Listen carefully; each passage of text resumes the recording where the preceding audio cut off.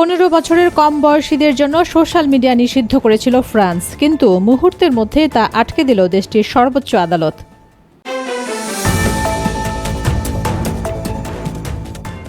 দেখছিলেন শিরোনাম, এবার বিস্তারিত। শিশুদের মানসিক স্বাস্থ্য ও সাইবার বুলিং নিয়ে উদ্বেগের জেরে সোশ্যাল মিডিয়ায় ব্যবহারের কঠোর নিষেধাজ্ঞা এনেছিল ফ্রান্স।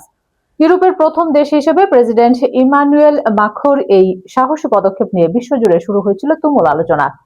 কিন্তু ঠিক বাস্তবায়নের মুখে এসে সেই উদ্যোগে বড় ধরনের ধাক্কা লাগলো।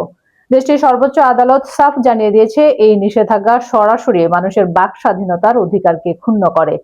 শিশুদের মানসিক স্বাস্থ্যের উপর সোশ্যাল মিডিয়ার নেতিবাচক প্রভাব নিয়ে উদ্বেগের জেরে গত জুলাইয়ের ফরাসি আইন প্রণেতারা এই নিষেধাজ্ঞার অনুমোদন দিয়েছিলেন। এর মাধ্যমে প্রথম ইউরোপীয় দেশ হিসেবে অপ্রাপ্তবয়স্কদের সোশ্যাল মিডিয়া ব্যবহারে নিষেধাজ্ঞা দিয়েছিল ফ্রান্স। প্রেসিডেন্ট ইমানুয়েল মাখো আগামী সেপ্টেম্বর থেকে এই নিষেধাজ্ঞা পর্যায়ক্রমে চালুর প্রতিশ্রুতিও দিয়েছিলেন।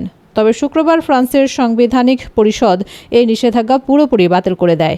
আদালত জানিয়েছে, বিলটিন 1 নম্বর অনুচ্ছেদে এমন কিছু ত্রুটি রয়েছে যা 15 বছরের কম বয়সী কিশোর কিশোরীদের বাক স্বাধীনতা ও যোগাযোগের স্বাধীনতার ক্ষেত্রে উপযুক্ত বা সমানুপাতিক কোনোটিই নয়।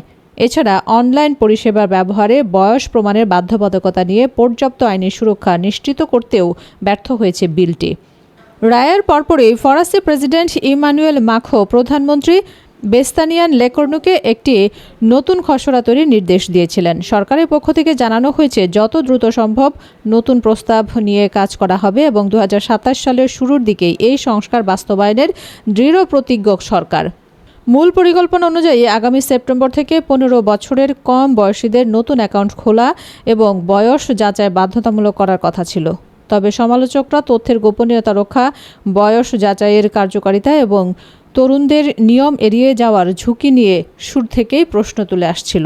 উল্লেখ্য, গত ডিসেম্বরের 16 বছরের কম বয়সীদের জন্য নিষেধাজ্ঞা জারি করা প্রথম দেশ ছিল অস্ট্রেলিয়া। পাশাপাশি ইউরোপ জুড়েও তরুণদের সোশ্যাল মিডিয়া ব্যবহার সীমিত করার আইন প্রণয়নের তৎপরতা এখন বেশ বাড়তির দিকে।